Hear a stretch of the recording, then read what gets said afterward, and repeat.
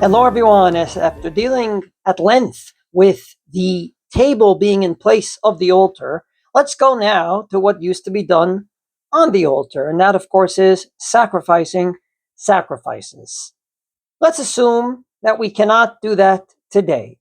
What do we have in place of it? So here we come to an interesting Gemara on the very last page of Masechet Menachot of Kuf Yud 110a. The Gemara says 4 different points of view as to what we do in place of the Korbanot. Point of view number 1 is Rabbi Yonatan that says, Talmidei Chachamim ha'oskim b'Torah b'chol makom ma'aneh aliyah lehem ki'ilu maktirinu megishin lishmi. Anytime a Talmudic scholar learns, it is in place of bringing Korbanot. Later on in the Gemara, Reish Lakish learns this from a pasuk in Sefer Vayikra. Zot HaTorah, this is the Torah for the Ola, the Mincha, the Chatat, and the Asham, the 4 categories of Korbanot. Kala osek b'Torah, ki'ilu ikriv Ola, Mincha, Chatat, v'Asham. So opinion number 1 is, if you learn Torah, it doesn't make a difference what you learn. It is like bringing Korbanot. Opinion number 2 is Rabbi Yochanan. He says, based on another pasuk, so it's not enough to learn Torah. You can learn anything, but it has to be at night. If you do it at night, it's like they're doing the sacrificial work in the temple. Opinion number 3 is another Rabbi Yochanan that says it's not enough to learn Torah, but rather, Elu Talmidei Chachamim ha'oskim b'hilchot avoda ma'aneh alehem hakatuv ki'ilu nivna b'mikdash b'yimeim. Says Rabbi Yochanan, if you want to just bring Korbanot, it's good enough to learn Torah in any which way, shape, or form you'd like, but you have to do it at night. But if you want it to be as if you built the Beis HaMikdash, you have to learn the laws of sacrifices. And Rabbi Yitzchak learns this from Zot Torah Chatat, Zot Torah Hasham. That's the way the Torah introduces those Korbanot. Why does it use the word Torah? Kala osek b'Torat Chatat, ki'ilu ikriv Katat. Kala osek b'Torat Hasham, ki'ilu ikriv Hasham. So come Rabbi Yitzchak and says it's not enough to learn the laws of sacrifices, but if you have to bring a Chatat offering, say on Shabbos you forgot it was Shabbos and you cooked something, then you have to learn specifically the laws of bringing a Korban Chatat. And finally, Rava says, Kala osek b'Torah eino tzarich lo olah v'lo chatat v'lo mincha v'lo hasham.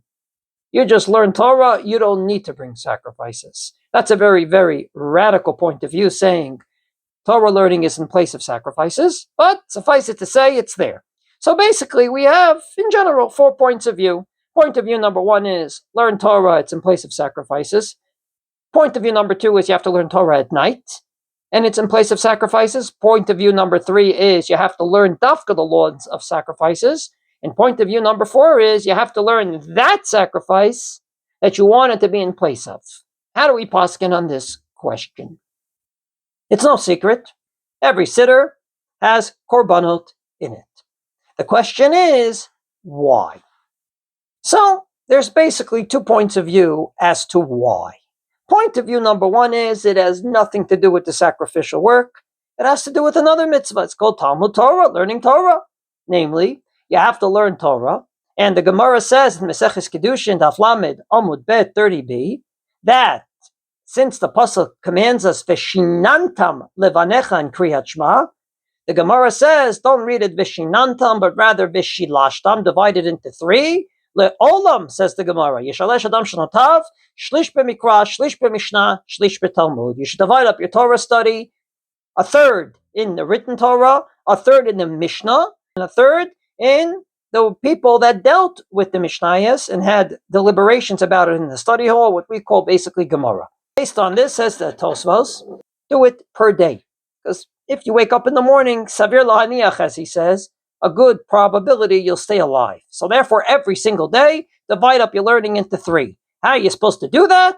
So one way of doing that is to let Rav Avram Gaon enacted, and that is Lomar Mikra Mishnah v'Gemara. Every day say it, and therefore the Torah paskins in one of his interpretations. This is why in the Siddur you have Ezu Humekomon, Uvrait to the Rabbi Yishmael. So you have psukim from the Torah about the Korbanot first. Then you have Hazezu Mekomon, which is Mishnayos. Then you have Rabbi Yishmael Omer, which is in place of Gemara. And basically you have a third every morning. You're good to go. So it has nothing to do with sacrifices. It has to do with learning Torah. This is the way the Shulchan Aruch paskins. Kavu lishnot achar parshat tamid Ezu Mekomon, Uvrait to Rabbi Yishmael. Kedei sheyizakeh kol adam limod b'chol yom mikra Mishnah v'Gemara. The Uvrait to Rabbi Yishmael havim kom Gemara. Shulchan Aruch says it's in place of learning Torah, nothing to do with the sacrificial work. Well, if that would be the case, we could learn anything. However, says the Torah, I have another interpretation, and that is to be machmir for the opinion in the Gemara that says it's not enough to learn Torah, but rather you need to have Talmidei Chachamim ha'oskim b'hilchot avodah at the very least. Or, even more than that, according to Rabbi Yitzchak, you have to learn the laws of Chatat for it to be in place of the Chatat. You have to learn the laws of Olah to be in place of the Olah. Therefore, says the Torah, this is the reason why we have it in the Siddur. It's in place of the Korbanot we used to bring, so we have it in the Siddur. And this is the way the Gra paskins. Ubacharu be'elu. Why did we learn these and not others? If it was just Torah learning, you could have picked any chapter of the Torah. We picked these. Mishum shehem inyanei hakorbanot. Because these talk about Korbanot. So, every morning, you say Korbanot. The question is why? According to one point of view, it's just a way of learning Torah divided into 3. According to the other point of view, no. It's in place of the Korbanot, because in order for it to be in place of Korbanot, you have to dafka learn the laws of Korbanot. Well, obviously, I don't have to tell you that this is an as-if, the biggest one you can get. In place of actually taking an animal, shechting it, throwing the blood, etc., all you do is open a book. But we will see how the poskim deal with what we call the Mivchana Hashva, as my Rebbe Rav Lichtenstein used to call it. Namely, how much is it like Korbanot, and how much is it different?